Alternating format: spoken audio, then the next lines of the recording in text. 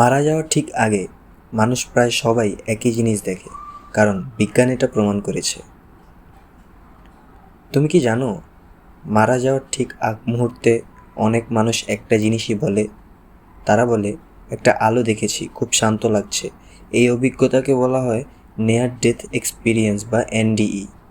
বিজ্ঞানীরা দেখেছেন, হার্ট থেমে যাওয়ার সময় ব্রেইনে হঠাৎ করে অস্বাভাবিক পরিমাণ অক্সিজেন কমে যায়, আর সেই সাথে ভিজুয়াল সেন্টার অতিরিক্ত অ্যাক্টিভ হয়।